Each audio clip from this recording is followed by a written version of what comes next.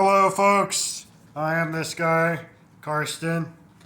This is my sixth episode of my daily podcast, This Guy's Chronicles, or Karsten Chronicles. After this episode, I am going to switch to weekly. I'm going to switch to weekly. Okay, so we're going to make that switch to weekly, me and Luke. We're going to make that switch, and it's going to be every Thursday. So next week will be another episode.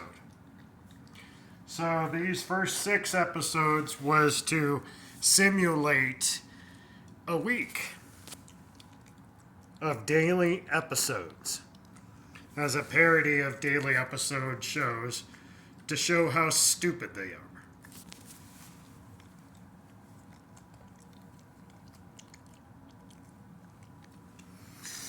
are. And after this, it'll be a weekly episode because I really have only about half an hour a week to say stuff anyway. All right, now let's get into the 6th and 7th Amendment. Because one thing about the 6th and the 7th Amendment is they both specify very strictly trial by jury, which is kind of like not really, like too often these days it's just judges, which is really illegal and unconstitutional.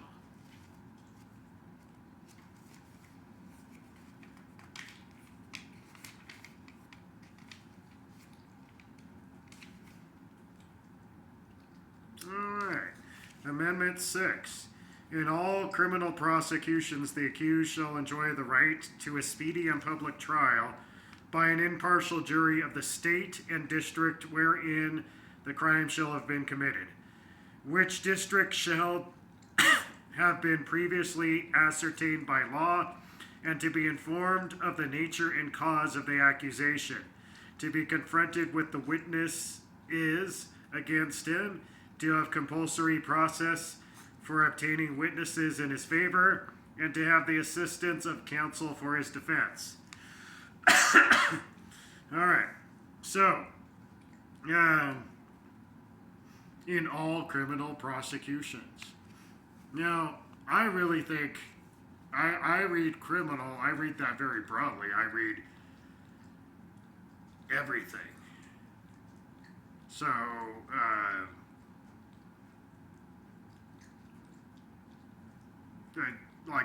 I would lump like civil into criminal, and I would lump in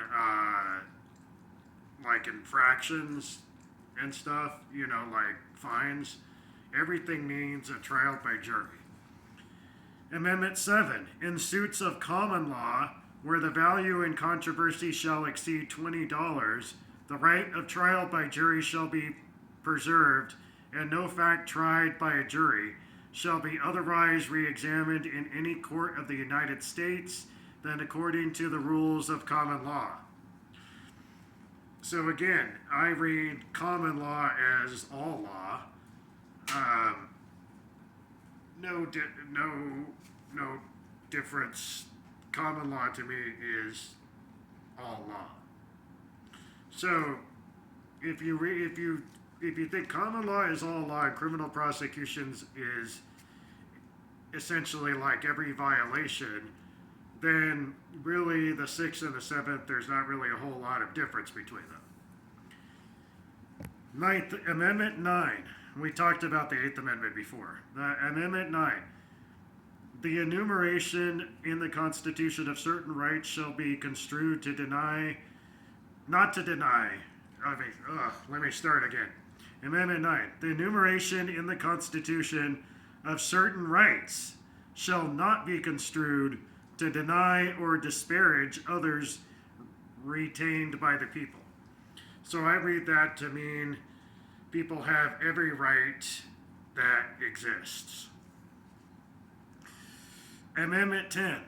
The powers not delegated to the United States by the Constitution nor prohibited by it to the states are reserved to the states respectively or to the people. So So I read that to mean if it's not explicitly written out textually in the Constitution, it cannot be legislated by Congress. It's got to be legislated by the state. So that means most of the laws would be unconstitutional.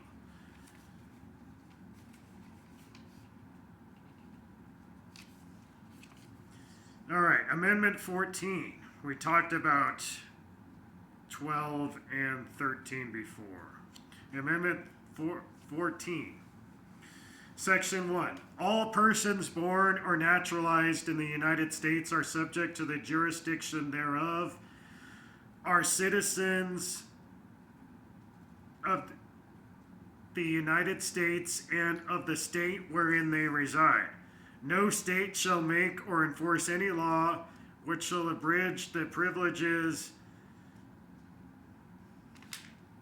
or immunities of citizens of the United States, nor shall any state deprive any person of life, liberty, or property without due process of law, nor deny any person within its jurisdiction the equal protection of the laws.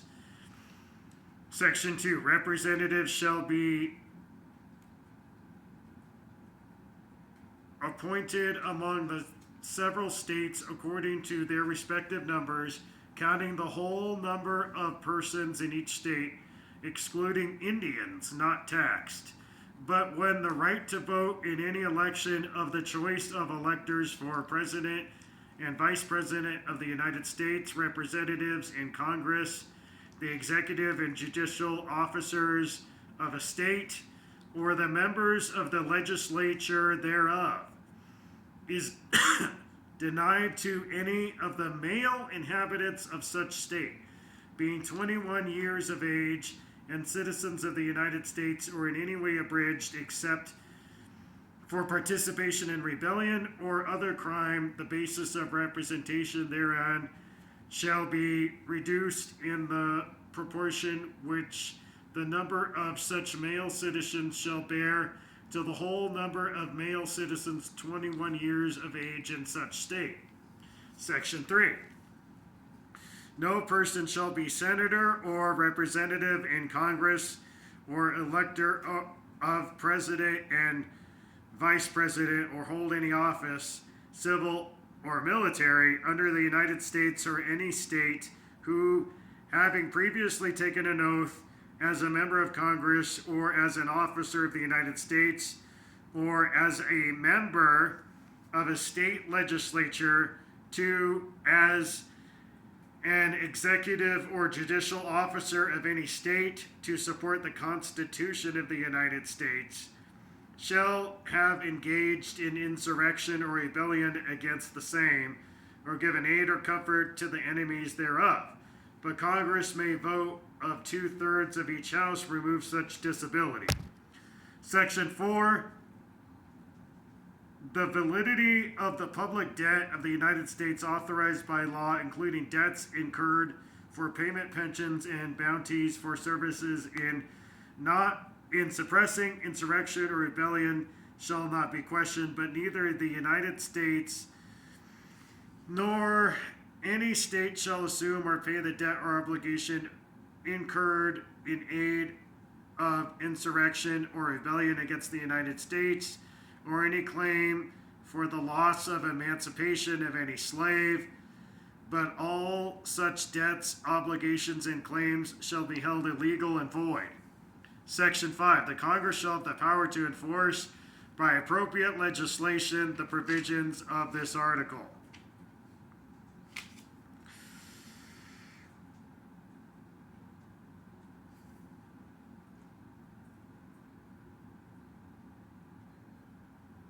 All right, so Section 1 is really the primary focus for me of the 14th Amendment. It says,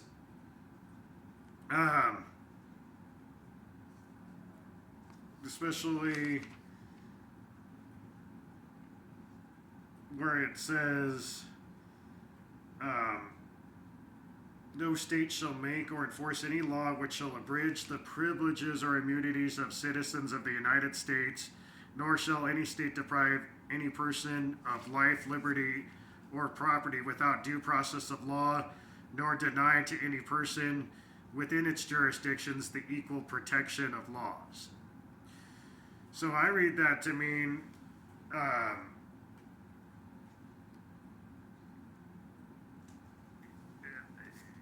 if you go to a different jurisdiction, you need to be protected by the law equally.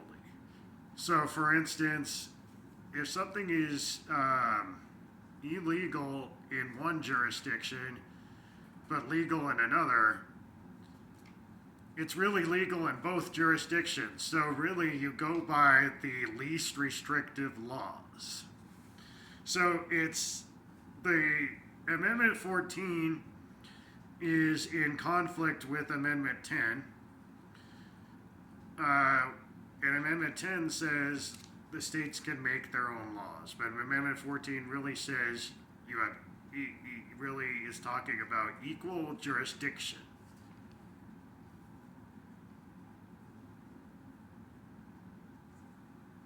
So, for instance, when Trump is talking about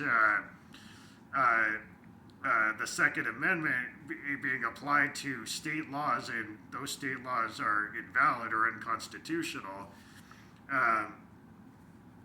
all the Second Amendment says is the right to keep and bear arms shall not be infringed. So, the right of the people to keep and bear arms shall not be infringed. But the states can make their own laws. And the 14th Amendment is what applies the Second Amendment to the states. All right, now we're going to read Abolish ICE.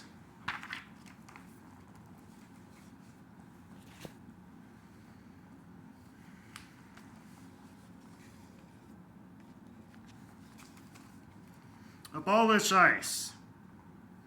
The agency disrupts communities and families, and for no good. By Fiona Harrigan. Federal agencies created in times of crisis are rarely well thought out, and Immigrations and Custom Enforcement, ICE, is no exception. ICE's parent agency, the Department of Homeland Security, was created in 2002 in reaction to the previous year's September 11th attacks. The federal body tasked with handling all things national security was empowered via ICE to target and deport the country's largely peaceful population of undocumented immigrants, and ICE has operated as if those missions are two sides of the same coin. ICE has several sub-agencies, but its enforcement and removal operations ERO component in both the largest and what most people think of when they hear ICE. Its mission is to find, arrest, and remove undocumented immigrants. In practice, that results in agents invading the personal and professional lives of migrants who have called the country home for years, are parents to U.S. citizens, and have contributed economically and socially to their communities, tearing all that apart over a long ago border crossing or visa overstay. It is a militaristic mission that effectively turns nonviolent immigrants into fugitives. Presidents may set different guidelines for ICE's enforcement wing.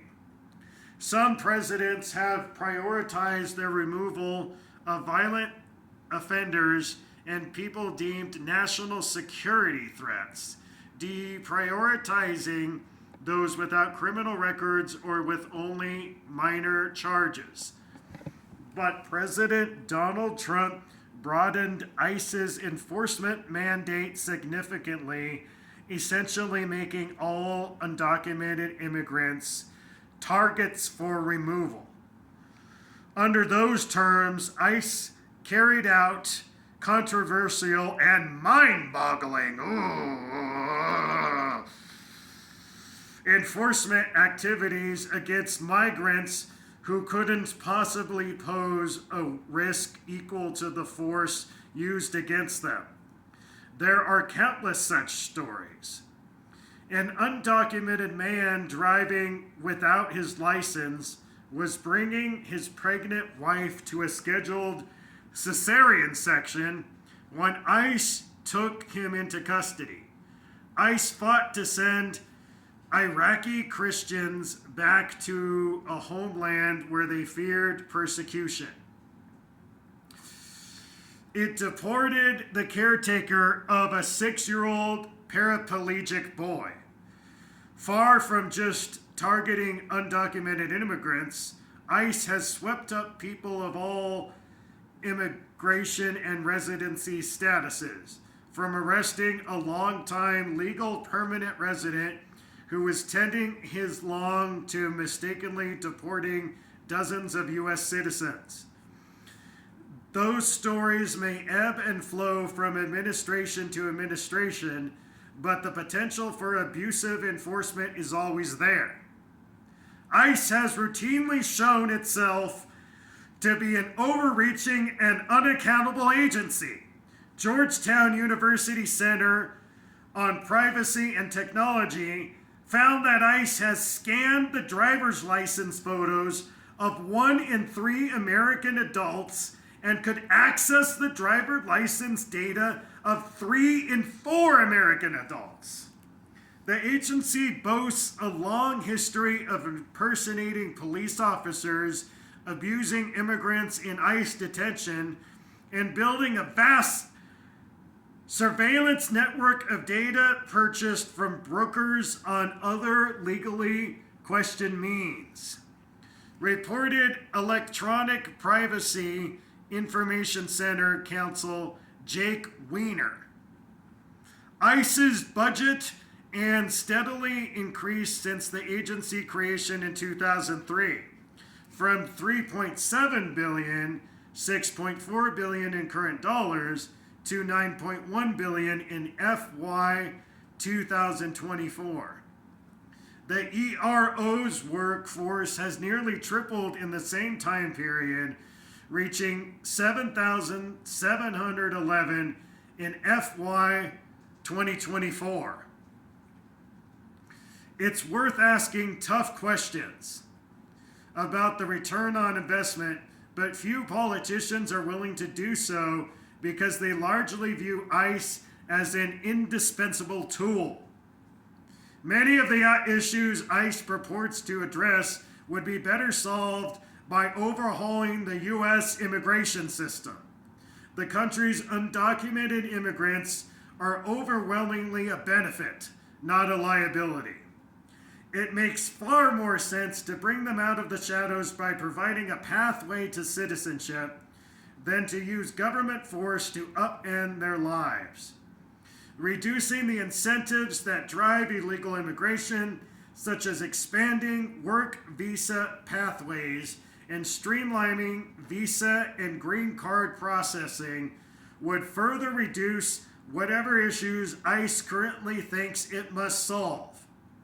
ICE is tasked with disrupting American communities and families at great cost and little benefit to taxpayers. Some important duties fall under its umbrella. There is a role for the government to play in detaining and deporting actually dangerous migrants, for one. But such things were handled before its creation, and they can be handled again by relevant law enforcement agencies. ICE's current powers and central deportation mission are neither appropriately seized nor easily reformed. It would be much better for the government to extend an olive branch to non-violent, undocumented immigrants, reassign ICE's useful functions elsewhere, and let the agency go once and for all.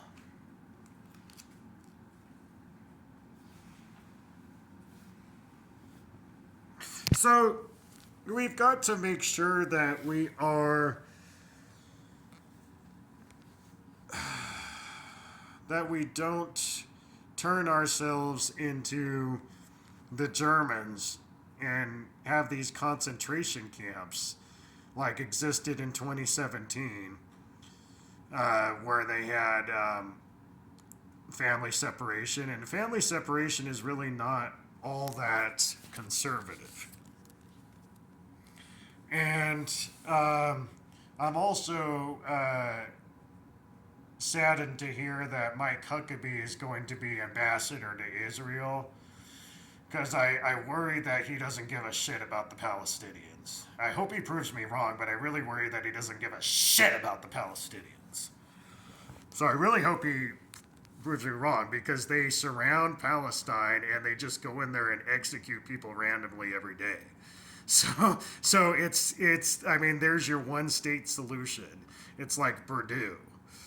You know what I mean? With Yerbo, it's ridiculous. So not too happy about that. Not too happy about Rubio. There's too many pro-war people in the cabinet.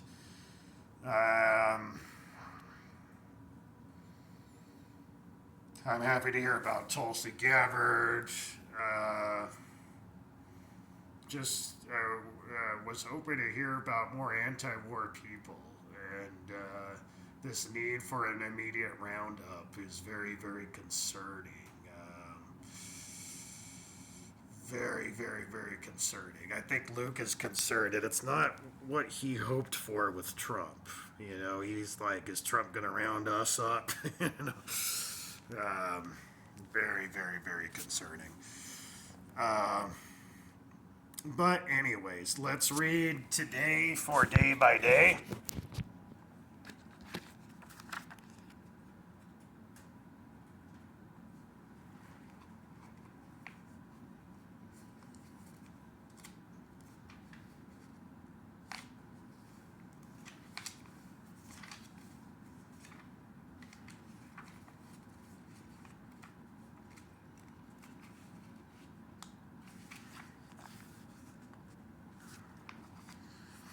Thursday, November 14th, the consecration of Samuel Seabury. Luke 15:28. Then he became angry and refused to go in. Psalms 83 or 23, 27, 85, 86, Joel 2:21 through 27, James 1 through 15, Luke 15, 1 through 2, and 11 through 32.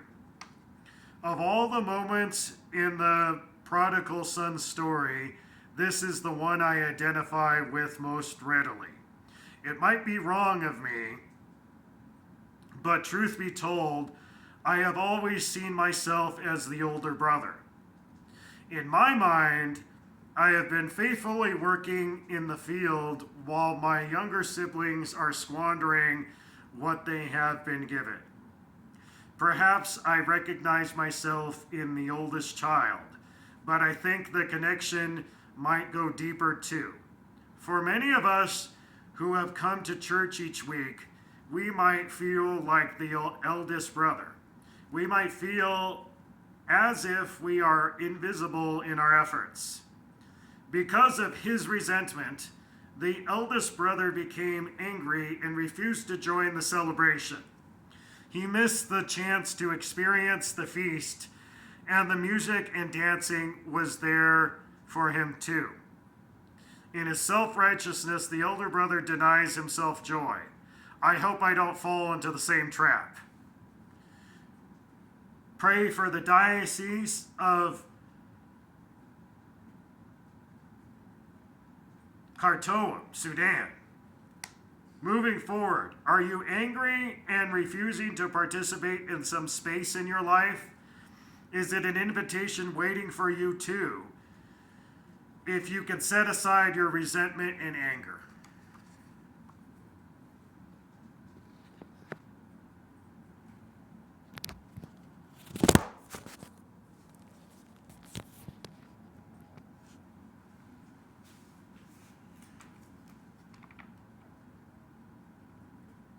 All right, now we're going to read abolish borders.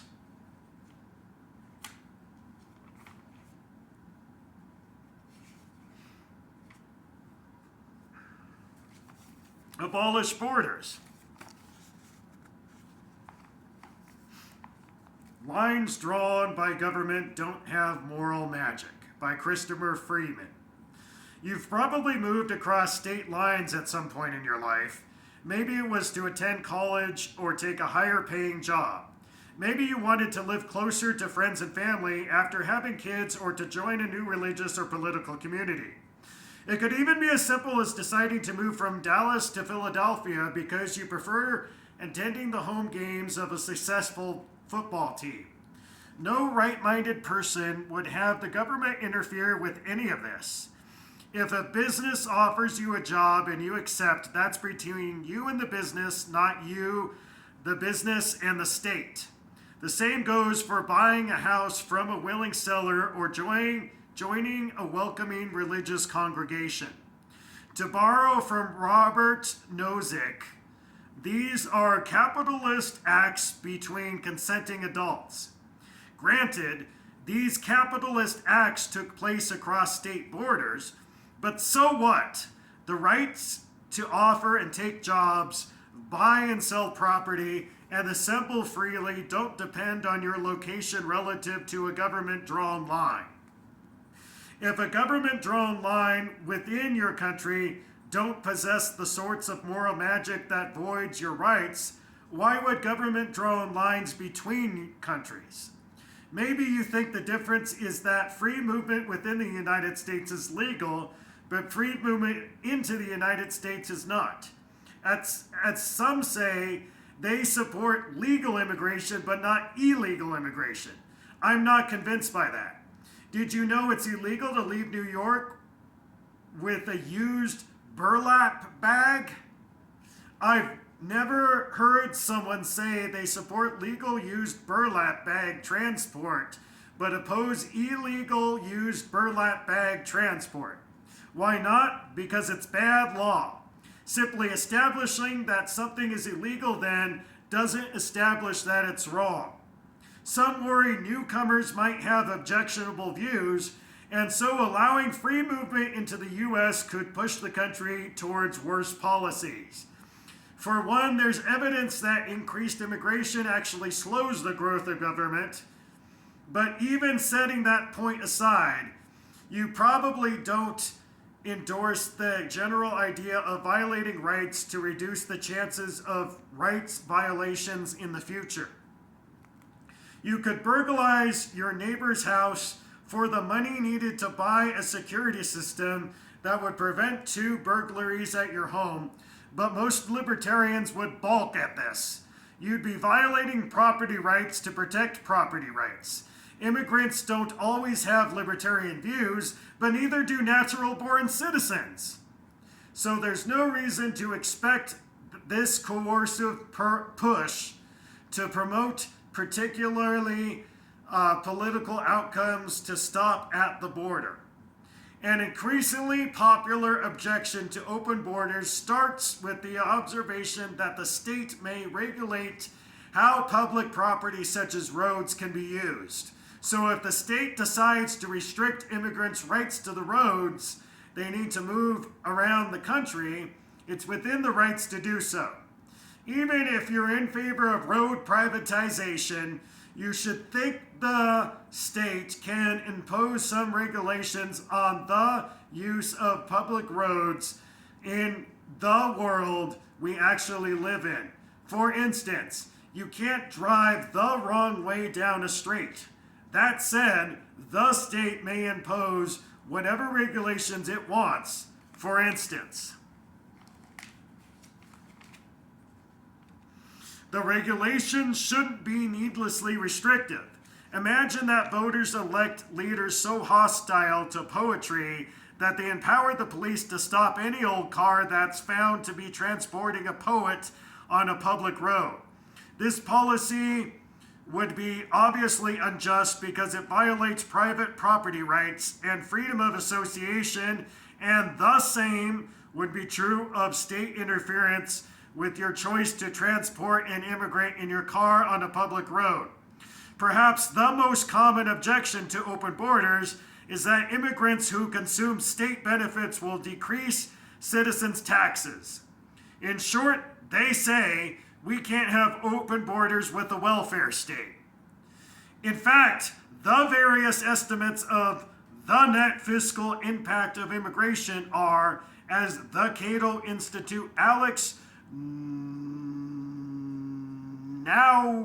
Naurasta once put it, clustered around zero. In any event, we shouldn't authorize the government to restrict someone's freedoms because respecting their freedom is costly. We allow people to climb mountains, ride motorcycles, and go base jumping. Needless to say, these activities are hazardous and could put someone in a tax-funded hospital. But here we still live and let live. Even if it were the case that respecting your freedom to associate and exchange with immigrants creates a financial burden, freedom doesn't end where the welfare state begins. No, it does not. Peace.